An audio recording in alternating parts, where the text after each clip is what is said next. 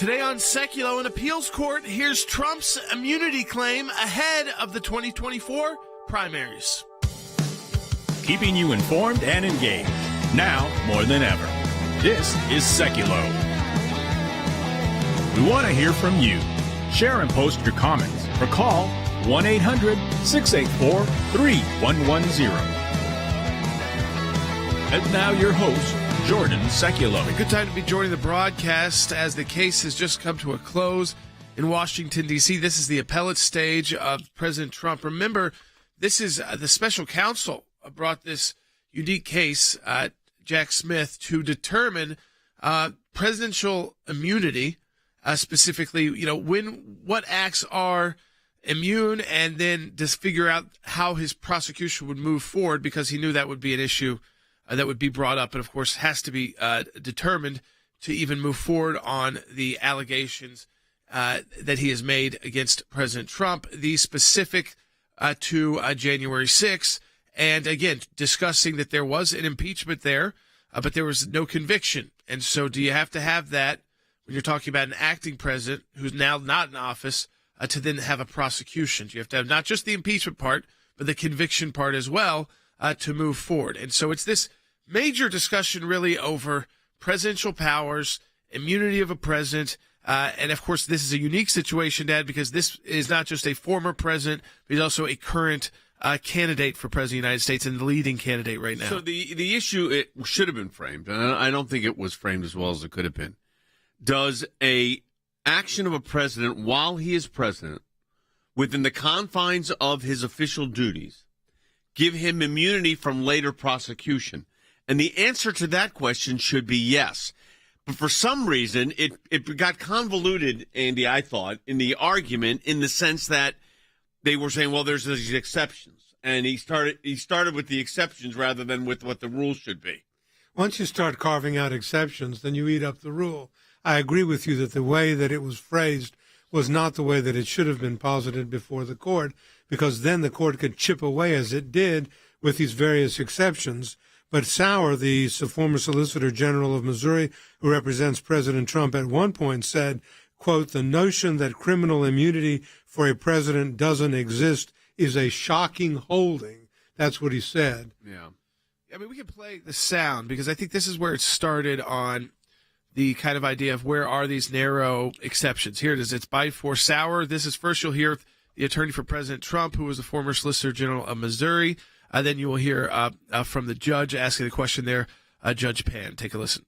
To authorize the prosecution of a president for his official acts would open a Pandora's box from which this nation may never recover.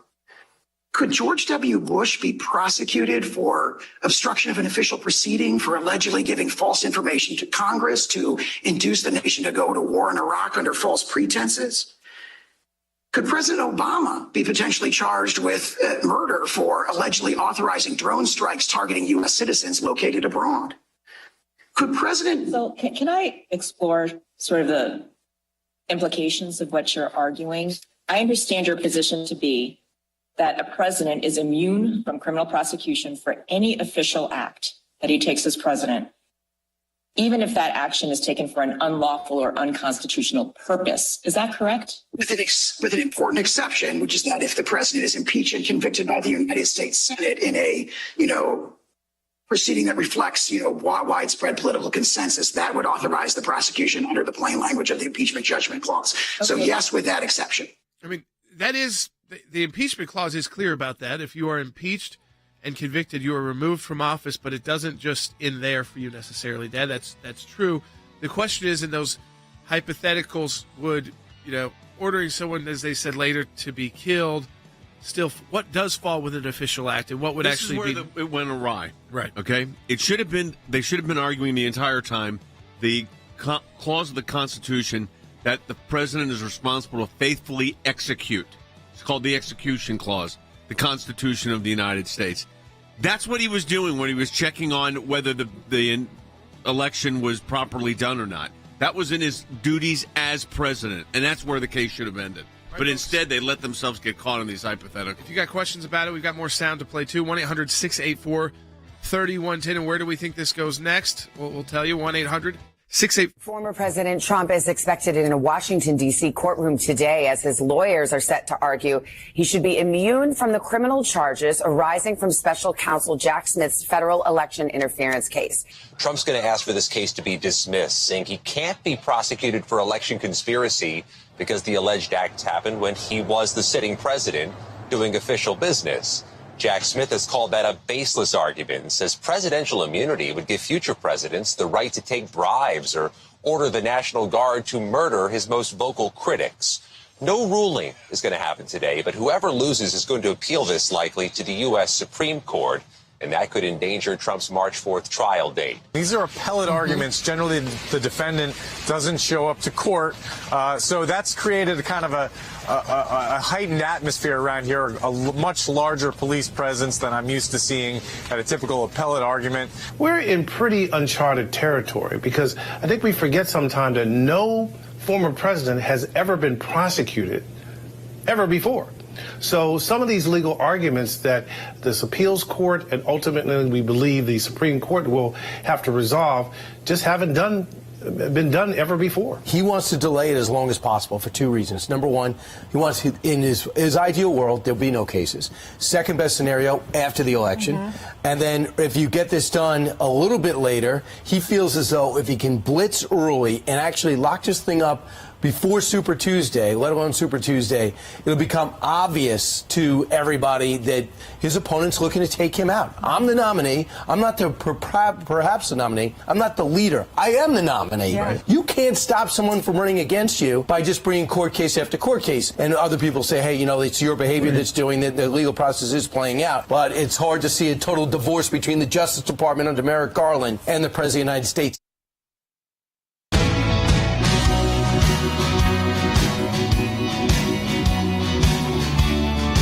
Welcome back to Sekulow. We are taking your questions, too, about this case. This one is very unique because Jack Smith figured out kind of like halfway through, after going through the grand jury process in Washington, D.C., and bringing charges related to January 6th. By the way, not bringing a charge of insurrection, which would impact other issues that are before the U.S. Supreme Court right now. But the idea that, again, when is a president, presidential liability, basically, while they're in office? And so they were talking about, official acts of a president versus non-official acts of a president. I want to play, again, more sound from you so people kind of get an idea of this, talking about the immunity. Do you want to go to Byte 34, you think, next, Will, to kind of set this one up? So this is, again, right here you're going to hear from Judge Childs, appointed by President Biden, asking the question to the assistant special counsel who presented the oral argument in this case, James Pierce. Take a listen. In your brief, you raised some sort of lesser immunity potentially applying. Want to speak to that? I do. We don't think that's comes into play here. I think the point was, in some sort of more challenging cases, it might be that where a president is operating under extraordinary time pressure, has to make a very difficult kind of national security type of decision. Do I go in and commit this kind of, do we order the drone strike under these circumstances? A president will often have a cadre of lawyers to advise him or her. The lawyers say, Madam President, we'll get you a memo in 2 months. That's not going to be enough in that situation. If there were a drone strike, civilians were killed, that theoretically could be subject to some sort of prosecution as murder. I think that might be the kind of place in which the court would properly recognize some kind of immunity. Now, I just want to say, no. This is the problem with both of these arguments. It's not that complicated. They've made it complicated, but it's not complicated. The president is the commander-in-chief. He doesn't have to wait for lawyers to tell him when to take a military strike. They often do consult with counsel. It is not mandated anywhere in the United States Constitution. That's number one. Number two, when he makes these decisions, he's faithfully executing the laws or making sure the laws are faithfully executed. It's called the execution clause. You can't be prosecuted for this. So he did the same thing. He said this limited, immunity would apply if it was a military decision. But that's not what the Constitution really reads. The president can be impeached, and once removed and impeached and found guilty, could then subject to. Yeah, I think the bigger point is that you cannot be criminally prosecuted for bad policies. Well, that's what it is. And what they were saying is after the fact, you could have done the military engagement in a better way, or you could have had more intelligence that would have given you more information if you had waited another year after the 9/11 attacks. But at those times we were talking about, there was kind of a rush to defend the United States. So the president President Bush at the time was certainly acting within his power as president of the United States, and went also to the whole idea there that, again, these trying to determine what's official, what's not, and that they have to take all this advice from it raises the idea of the lawyers to the president, and I've thought this for the last, since you've been in those roles too, were way too high. It was like lawyers are not who should be running lawyers the were decisions we were not of the United elected States by the American right. people to be the president of the United States. So saying, because we were those lawyers, so saying you were the lawyers, well, I got the lawyer's advice to do it. He's the president and commander in chief. He is required under the Constitution to make sure the laws are faithfully executed. That should be the beginning and the end of this case. And both sides did a rather mediocre job of getting that through. Well, I think they did a very poor job of getting it through. But you're right, Jay.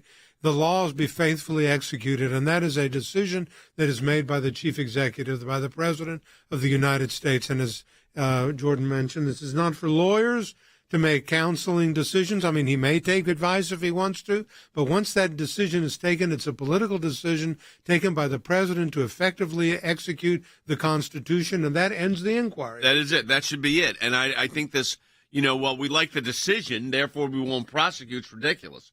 And I do think if you've been convicted of a impeachment, that's a different story.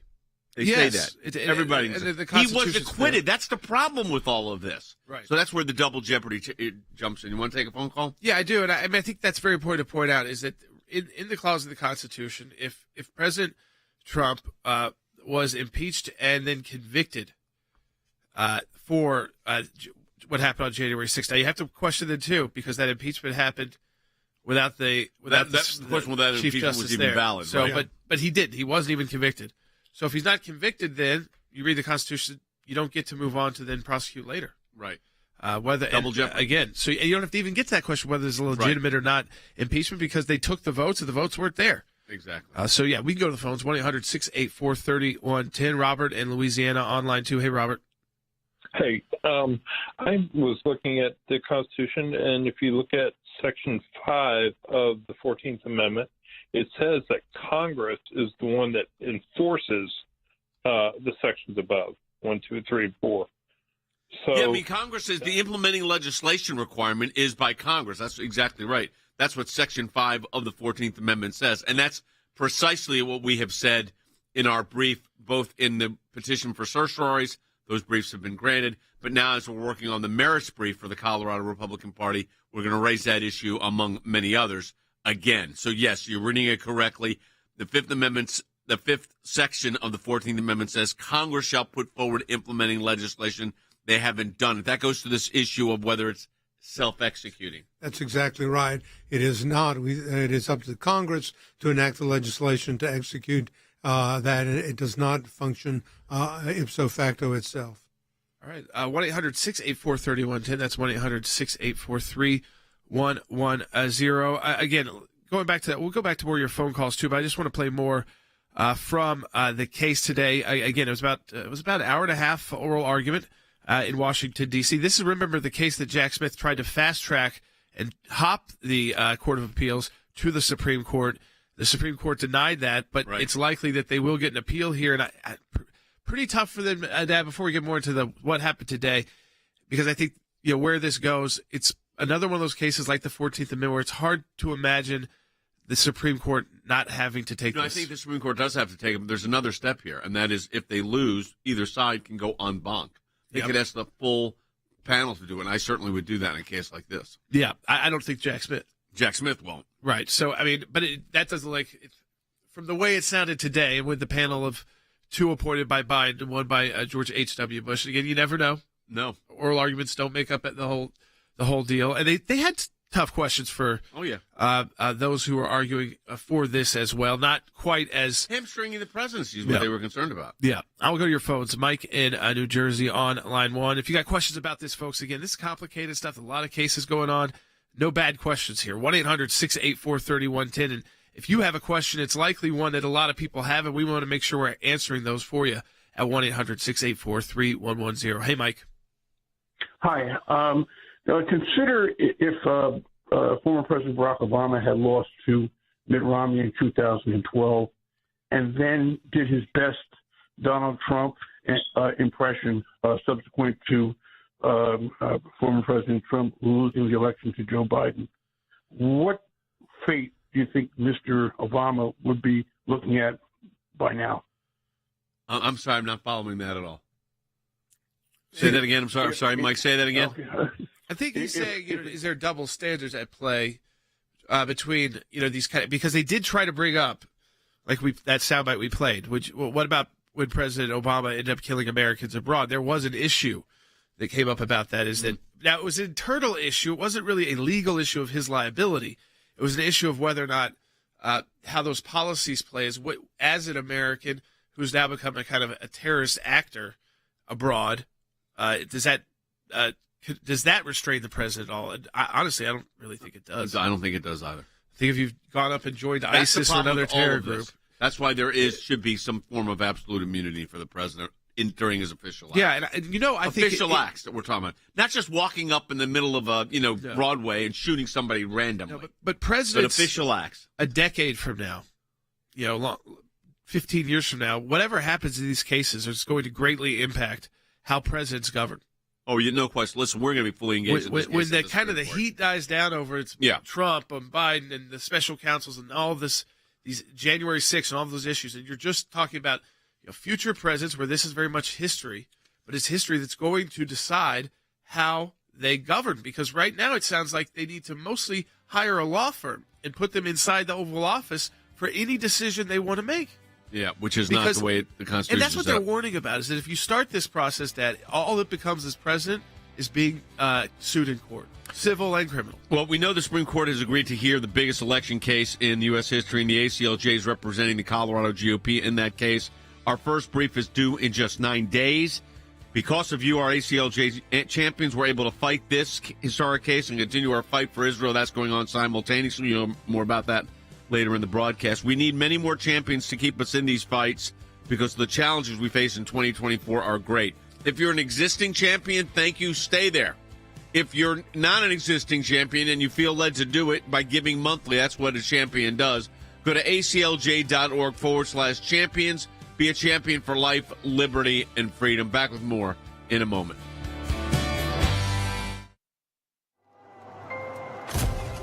Some people think champions are bored, that it's a title that requires something only a handful can ever possess. There are times in our lives that we are called, every one of us, to step up and serve a cause greater than ourselves. Even when the loudest voices in the room say it's wrong, that it can't be done. It can be a difficult stand, but it's one any of us can make, including you. You can be the change. You can make that difference. You can be a champion. We cannot do what we do without you. By becoming a monthly donor, you can become a champion of life. A champion of liberty, a champion of freedom. Please join us. Become an ACLJ champion today.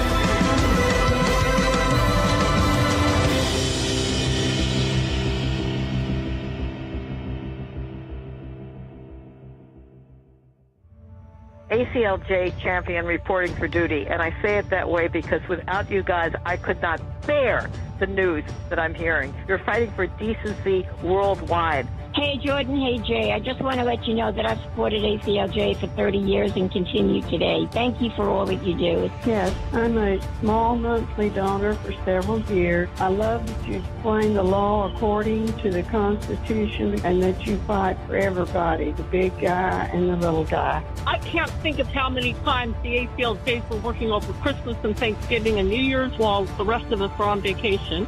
Is there any other organization in our country that would be fighting for these kinds of things? This country I believe is in an emergency. You've said it, Jay, but we are being attacked in the legal realm. We need brilliant and dedicated attorneys for what ails us. Let's make sure the ACLJ has the armor it needs through our giving to fight for us.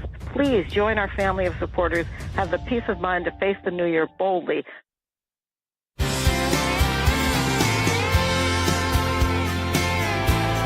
Continue to take your phone calls on Sekulow, 1-800-684-3110 as this important case wraps up. It's like a case within a case, and this is has to do with the case that Jack Smith has brought related to January 6th, and President Trump. And again, so official acts of the president, was it official? Can you prosecute those? Even after there was impeachment, it was a impeachment post-presidency. I mean, there's a lot of bizarre issues here, but again, he wanted to litigate this first because obviously, if there is any immunity, since there was a impeachment and the impeachment did not result in any kind of conviction, even though you can even question whether that impeachment itself was valid. For argument's point, say it was, but he wasn't convicted, he's acquitted. Can then later a prosecutor criminally prosecute them for acts that they were acquitted by Congress? Now, this is very unique to being president of the United States. I mean, this doesn't come in the context of most individuals or most Americans. And again, there's never in history been an example of this. So we will go to your calls. They're not bad questions here. And I suspect after hearing today's argument, regardless of what happens with this a 3-judge panel, it's either, like you said, Dad, it'll be appealed either en banc, depending on who wins or loses, and then ultimately, I can't imagine the Supreme Court not having to weigh in here. And I mean, talk about I think they have to take it.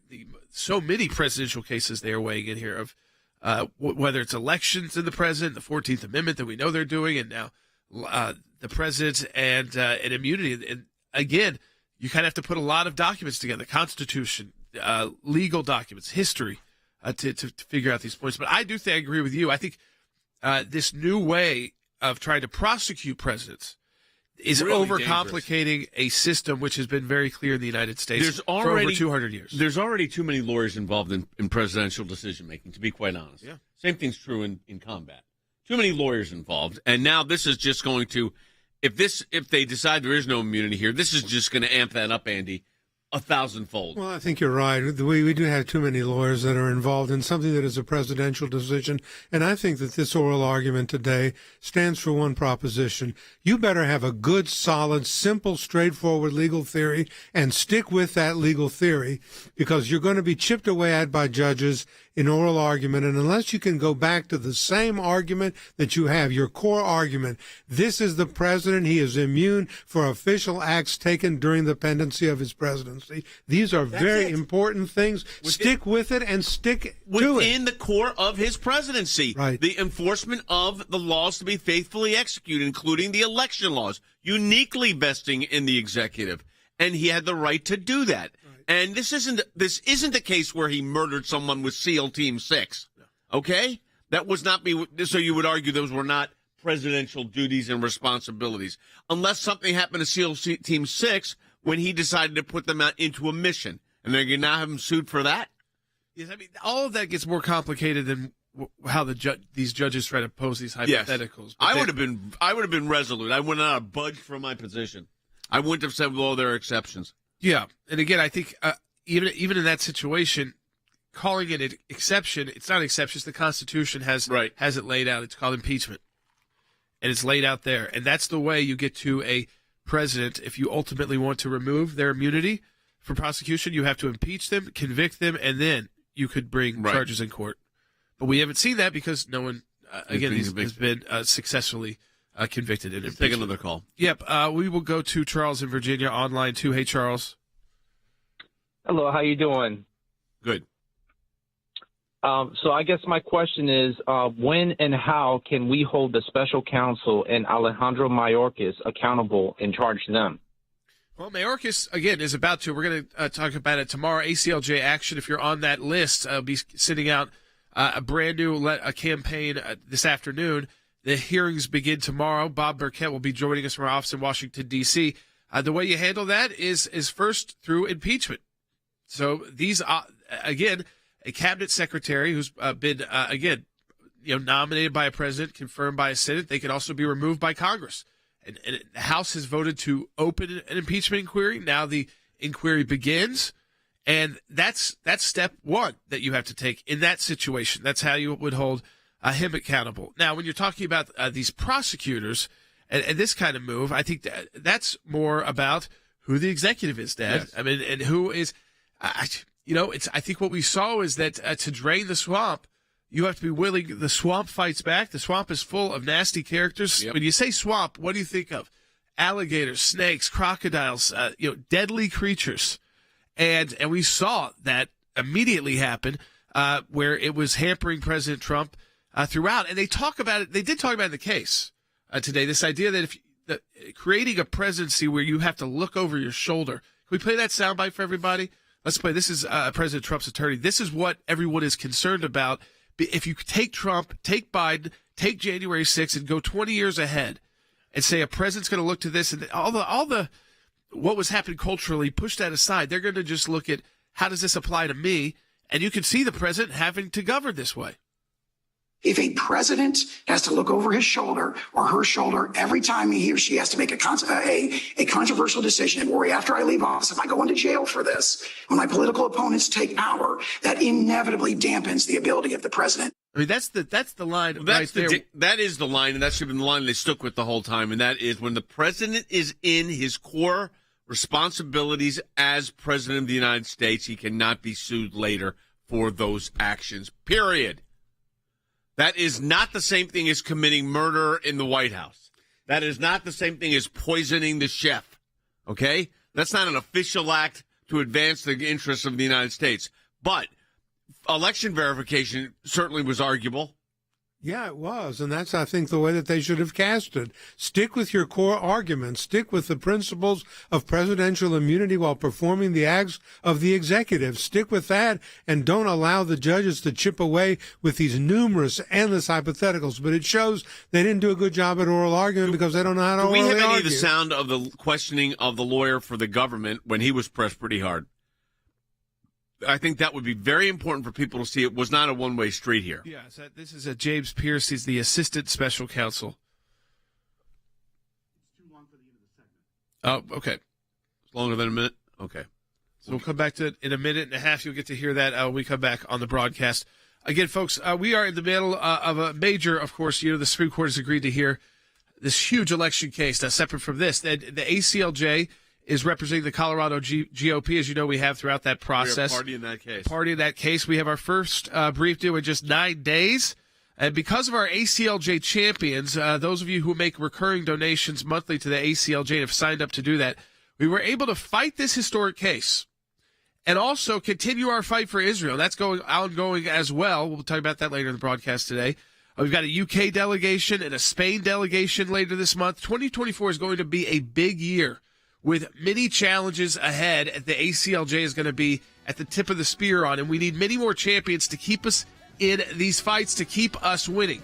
So go to aclj.org/champions. Your prayers are equally important, and your prayers are working. I hope you've seen at aclj.org/pray our all-new prayer guide for 2024. 5,400 of you have already done so. It's absolutely free. Go to aclj.org/pray to check out that prayer guide. And become an ACLJ champion today. Make your recurring monthly donation. Check that box at aclj.org.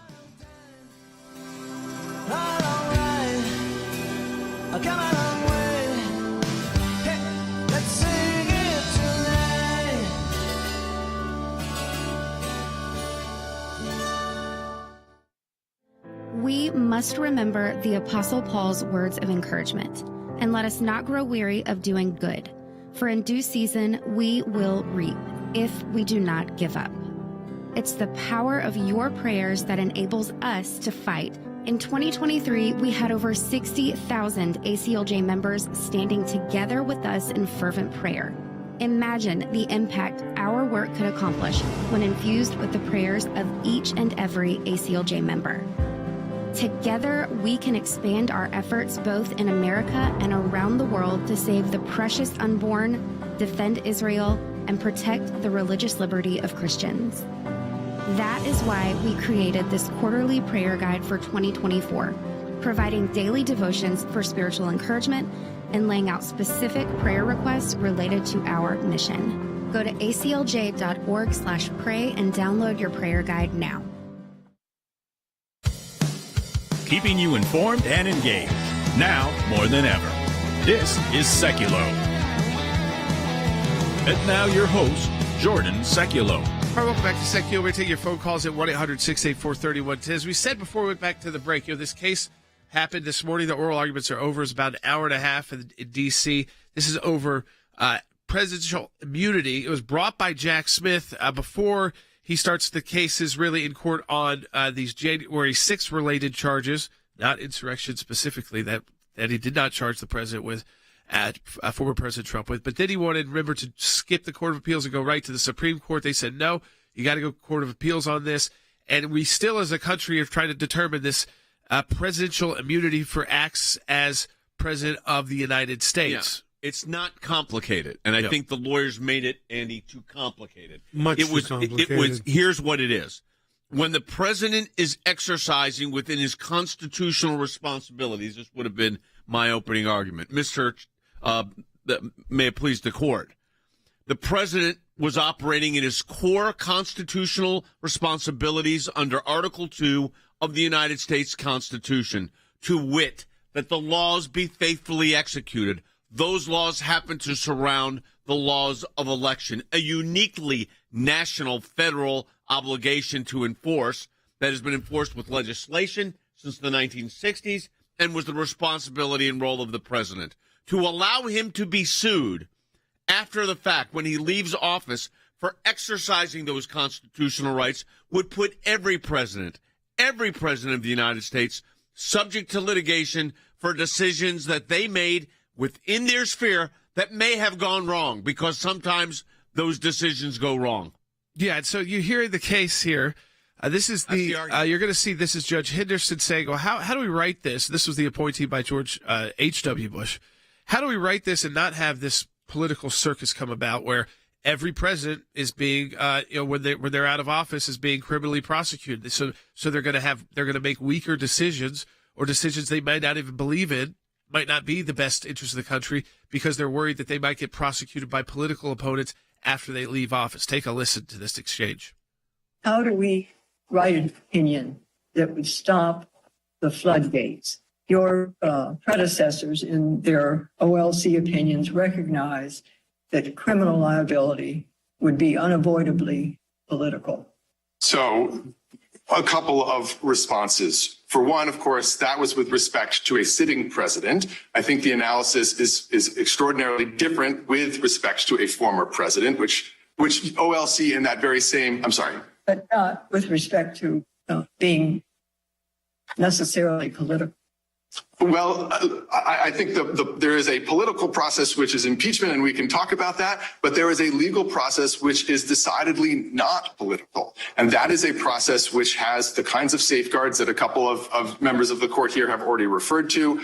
We're talking about prosecutors who follow strict codes and who are presumed to act with regularity, grand jurors, pettit jury eventually, and this court sort of standing, Article 3 court standing above it.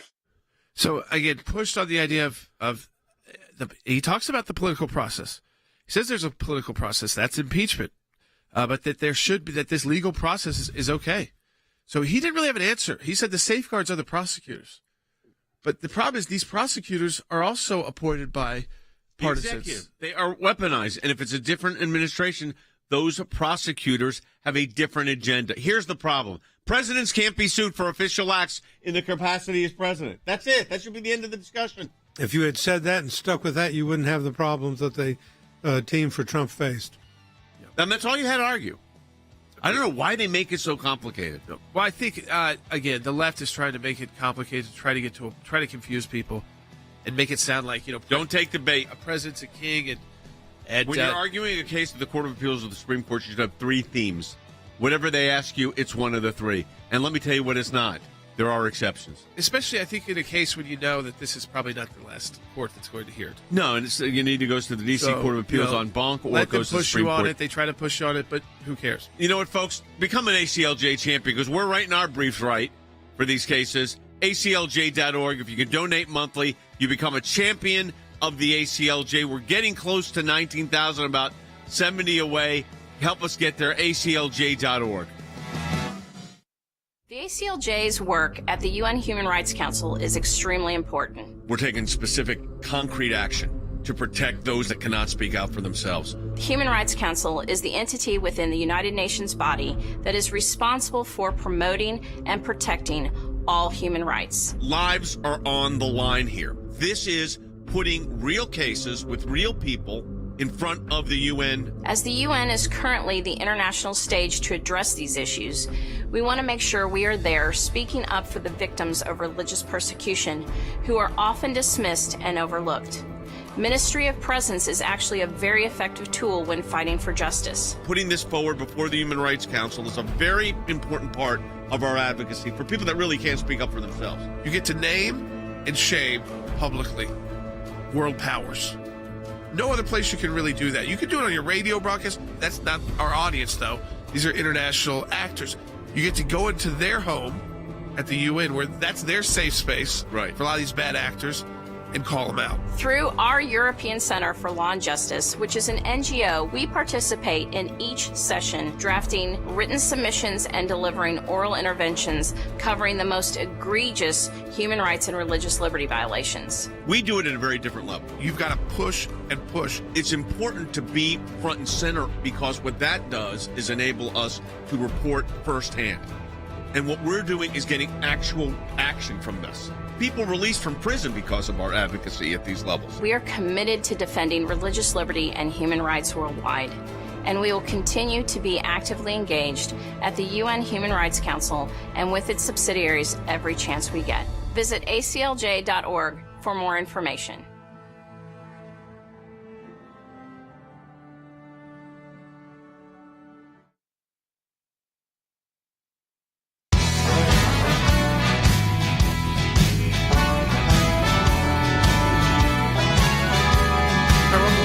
Sekulow, we will continue to take your calls, too, on how all of this case is going to affect, because we've got a number of calls in on that. So we will get to those. But we do want to talk about also what's going on around the world with Israel as well. And, of course, our office in Israel, Jeff Balaban, is joining us now, and he's our director there in ACLJ Jerusalem. And Jeff, I want to start off with something that actually happened today. These alerts that go out, people have these set up on their phones. Usually they are for rockets, and it used to be places that were much closer to the Gaza Strip. You're in Jerusalem, and it wasn't a rocket warning, but it was an aerial craft of some kind that you got a warning about and a take shelter. Right, Jordan. Everyone here, not everyone, a lot of people here have this app on their phone, and you can get it in America. And I know people in America have it just to feel closer to what's going on in Israel. I have it. I'm holding it in my hand right here. I mean, here you go. Okay. Our camera can pick it up. There it is. A lot of them came in at about 7:25 a.m. Central Time. Go ahead. There are a lot of them, and it happens dozens of times a day. And rocket attacks, missile attacks, and by the way, it doesn't mean one rocket. It could be a whole barrage of a volley of rockets, and it shows you where it's happening in the country. But also, increasingly, more and more, we're seeing hostile aircraft, which I assume means drones, because we haven't heard of other things. But throughout the day, you get warnings of hostile aircraft entering the north. There's been a lot in the south. I mean, sorry, it's happening much more in the north from Lebanon. And I thought I saw today even coming for what looked like Syria, but I'm not 100% sure. So, Jeff, I did verify with Chris Mitchell from CBN News, because when it first broke, nobody knew exactly what it was when they said hostile aircraft intrusion. That's the alert. And then it lists the city. That hostile aircraft intrusion, because it's unmanned, is a drone. They will say if it was a hostile aircraft intrusion manned, it will say manned. So it's a sense of real life here, right, Jay? Yeah, it is. It's shocking. I had it last night and the night before. There was barrages from the north. Lebanon, there was I think there was 152 rockets in about 20 minutes.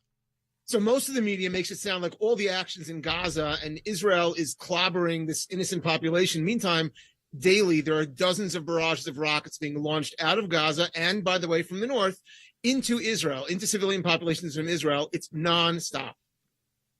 In that regard, we have already prepared a response to the International Court of Justice from the complaint that was just leveled last week by the South Africans against Israel. And the issue there, of course, is the issue of what they're calling genocide. That brief is ready to go out. It's being a final review is going on today. One of our ACLJ senior counsel emeritus is going to take a look at it, but it's ready to go today. That's right. It's ready to go today. And like you said, South Africa filed with the International Court of Justice a claim that Israel has violated the Genocide Convention, which is ridiculous because you have to have the intent to wipe out a people group based on religion or nationality. Israel is simply defending themselves, and that's what we point out. Now, you want to talk about genocide. In Hamas's charter, they specifically say they want to absolutely wipe out the Jewish nation of Israel. So if we want to talk about genocide, let's go after Hamas. I saw 2 UN officials say yesterday, Jeff, this was interesting. Well, maybe in light of what happened on October 7th, we may need an open investigation. Maybe. Maybe. Listen, it's clear, and I'm not the first one to say this, Jay. We all know this. If Israel's been trying to commit genocide, it's the worst genocide in the planet because the Arab population grows and grows and grows, and everyone knows that Israel has the weaponry and the ability to wipe it out instantaneously. The answer is Israel is trying desperately to coexist. Israel has sent endless aid, endless trying to live with them, trying to help them, and they respond with open calls for genocide. And Sisi said, and by the way, it's not like it was in their charter then. They are still to this day saying, we intend to do this over and over until we've wiped out every Jew. It's very clear. Yeah, I mean, I think a second big issue, and this involves the hostages. We've now gotten reports this a top leader of Hamas, who is the one that he was ultimately released in a prison swap deal earlier, but he has been he's one that's known to be radical, likely carried out and was the top planner of the attack on October 7th, Sinwar. And the IDF has put out, we know exactly where he is right now. We're tracking everywhere he goes, but he surrounded himself with Israeli hostages. Yeah. So those remaining hostages are basically a human shield, which is a war crime for the Hamas's top terror mastermind. Yeah, Sinwar himself has said repeatedly, he's the one who said it repeatedly, that their intent now, not before October 7th, their intent now is to keep on doing this over and over again until they've wiped all the Jews out. And so Israel is literally just trying to defend itself. Israel is taking more care. And by the way, every statistic shows that even if you accept the outrageous, ridiculous numbers being sent to the world by Hamas, still the ratio of dead actual targets, military targets, to collateral damage is minuscule compared to any other war ever being waged. Israel is incredibly careful, and yet all these defamations, this demonization, this call of genocide is persisting not by radicals in the street, but by governments, which is why it's so important that we are doing this at the court, and it's so important that America push back. And we hope that so. The IJC is a unique branch of the UN because it is only states that can respond. They don't even let UN NGOs, which we are one, respond. But what we figured was, well, we'll draft the brief that we would want and then distribute it as broadly as humanly possible, which is what's happening here. That's right. When the brief is finalized, which is today, it will be today probably within an hour, we will distribute it to interested states. We will distribute it to interested parties.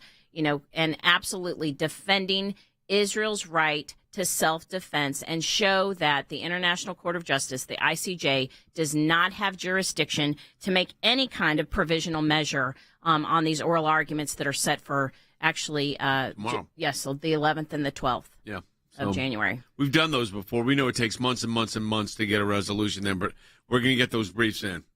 Yeah, I think that it has to be. Why don't we take a call, Jordan? Yeah, we'll take a call, but I think just to underscore to people all these different issues we're working on here at the ACLJ, 1-800-684-3110. Tim, we can go back to the phones. Let's go to Elizabeth in Minnesota, who's been holding on line 4.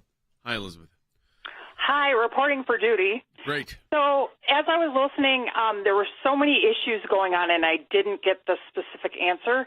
Judge Pan asked a question if this would be a blanket immunity from all the cases or just this specific one. And I kind of got lost in all this stuff. Because the answers weren't clear. Here's what the answer should be. The immunity applies to the president as president doing official acts authorized under Article 2.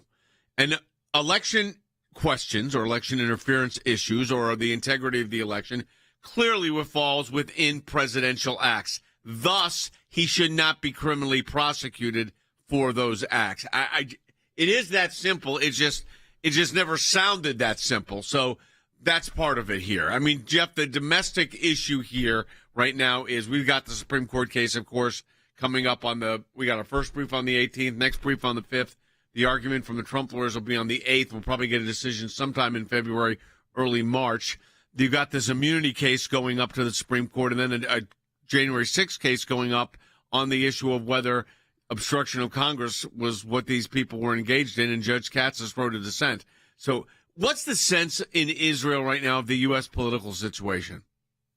Well, you know what, Jay, and maybe this is a stretch, but while I'm listening to you, and I obviously know what's going on in the States and the ACLJ's role in countering this, there is this widespread global abuse of the legal processes. And that's really what's happening. Yes. And whether it's exactly against Israel or it's against the right of a voter to vote for a candidate in America or the right of a sitting president to act as a sitting president, this gross abuse of the legal process is extremely damaging. And it's become really the mode that the left uses. And so obviously the work that we're doing on all these fronts has a unifying theme. The sense, Jay, in Israel is, well, first of all, Anthony Blinken is here again. And, publicly, it's very important for Israel to talk about America's support. And Israel is very grateful for America's support. But it's coming with this huge amount of arm twisting, a huge amount of pressure that's very hard for Israel to resist. But Israel has no choice. This is literally existential. And yet, Blinken is here constantly. And when he's not here, he's calling, they say hourly, trying to force and pressure Israel to stop waging this war against these genocidal terrorists. And it's extremely difficult negotiation diplomatically.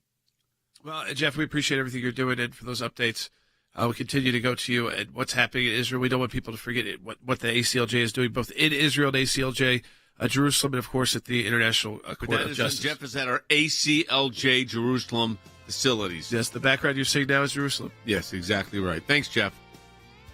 Folks, we want you to stand with us, as we just said. I mean, we're representing the Colorado GOP in the biggest election case in U.S. history. Our first brief is due in just 9 days. We've got more delegations on behalf of these Israeli hostages going to UK and Spain. This is going to be a big year, 2024. We need our ACLJ champions, those of you who make those recurring donations at aclj.org/champions, to choose that amount you're comfortable with, and it makes that automatic monthly donation. If it's $25 or $50, $35, folks, it allows us to plan and be ready when we can't plan, to be ready for those times that you can't plan for, so you have always the resources you need to get in the fight at aclj.org/champions.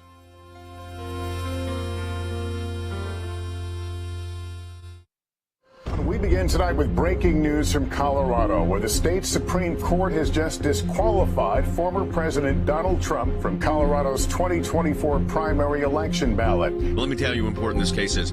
The most important election case in U.S. history.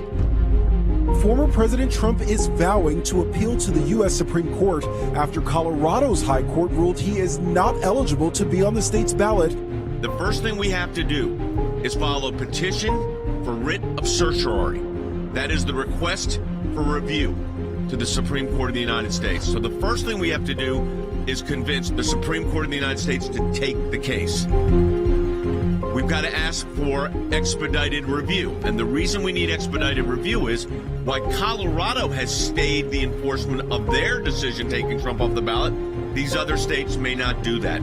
It needs to be put to rest for the American people before the primaries start and the caucuses start on January 15th. We're going to use every resource we have to make sure you get to choose the candidate of your choice in the primary.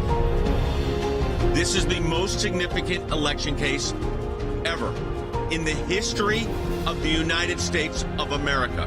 There is no case that is more important than this one. It will affect everybody's right to vote and their right to vote for the candidate of their choice.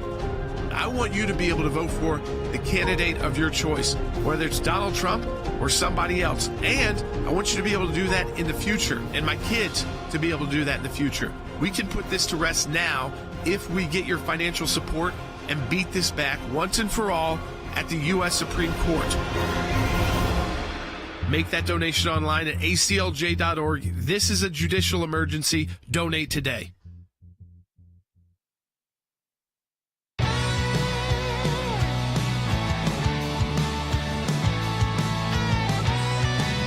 All right, welcome back to Sekulow. We are taking your calls to 1-800-684-3112, and we're talking about kind of this timeline now, the case that's at the U.S. Supreme Court on the 14th Amendment, just to explain to people kind of how this is going to move. And we've thrown out some dates, but that it is still it's unlike a normal Supreme Court timeline, which we knew it would be. It's also not one that was rushed to happen in 2 days. It's going to be a fair hearing.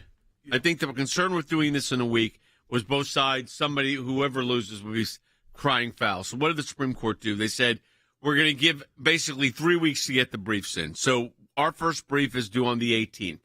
Then the other side has to file by the end of the month. Then we very quickly have to file by the 5th of February, our final brief, what's called a reply brief, and then oral argument will be January 8th. I expect a decision late February, early March before Super Tuesday. I think that's what's going to happen here.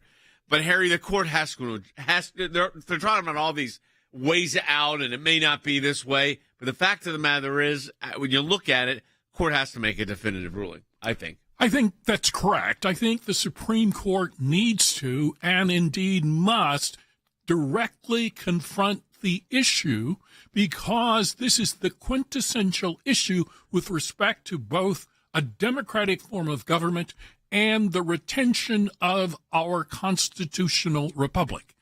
Can the American people be deprived of their right to vote for the candidate of their choice based on spurious claims raised by the Colorado Supreme Court, and by the Maine Secretary of State?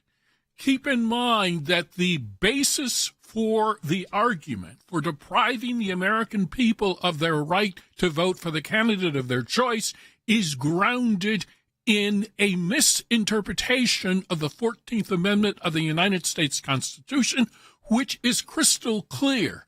President Trump was never an officer within the meaning of Section 3, and I think virtually any historian could tell you that, particularly a historian who was not blinded by the Trump derangement syndrome. So I think the Supreme Court has to take this case up, and it has to confront the issues directly. Again, we're going to continue to take your phone calls at 1-800-684-3110 because there are a lot of questions. One is about Georgia, and we'll take that too now. Joanne in Ohio on line 1. Hey, Joanne. Hi, guys.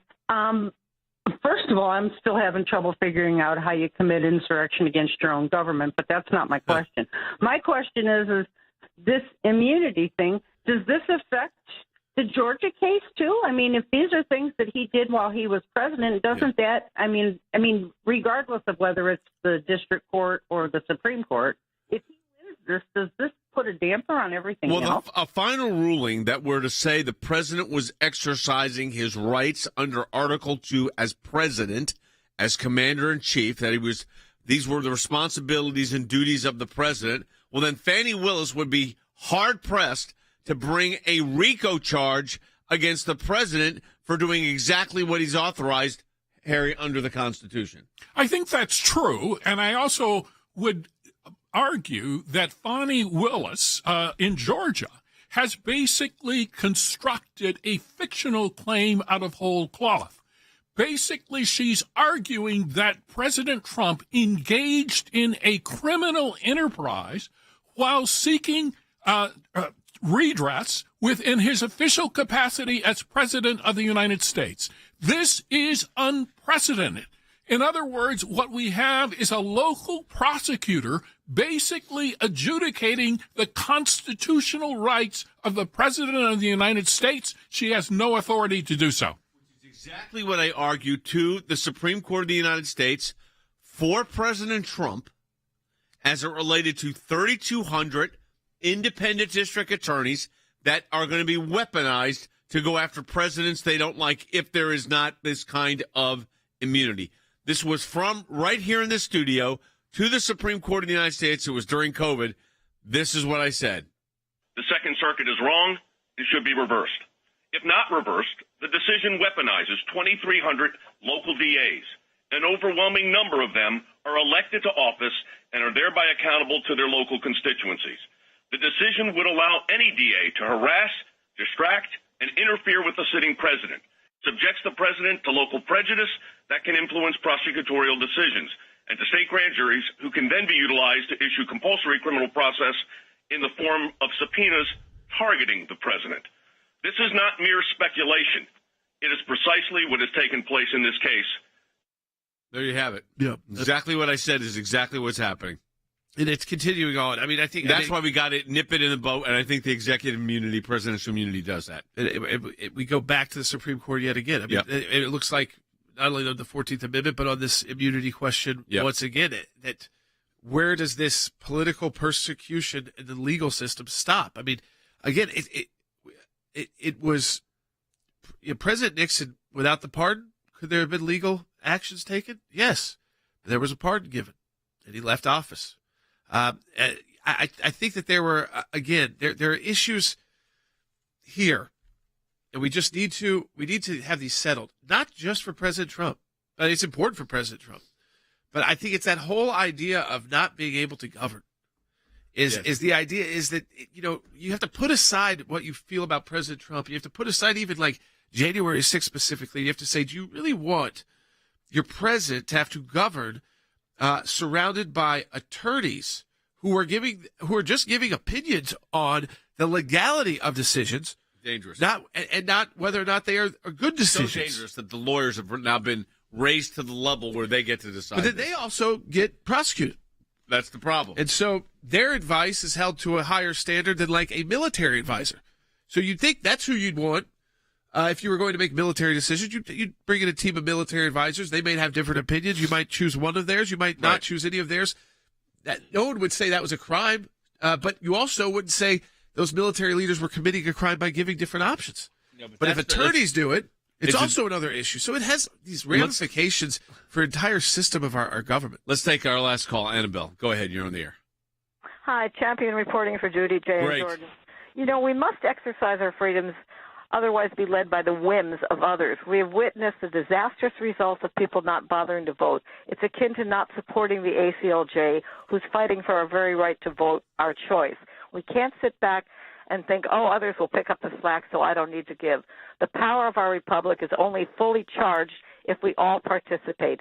Please join my fellow champions in these perilous times. May God bless you. Thank you. And, Annabelle, we appreciate you saying that. And we are looking for those new ACLJ champions. My goal is to get to about 19,500 or so by the end of this month, close to 20,000. That would be adding about 800. And some drop out every day also. That's part of it. If you're coming up and for renewal, we encourage you to renew your ACLJ championship membership. If you haven't, I encourage you to do it today.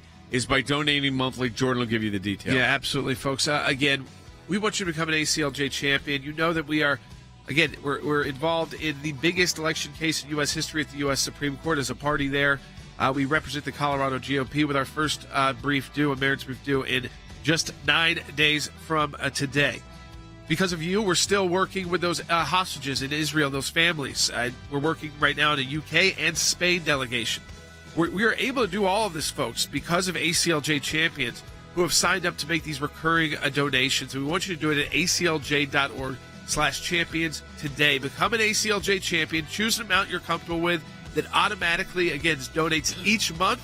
And that's a great way for the ACLJ to plan for what we know and what we don't know.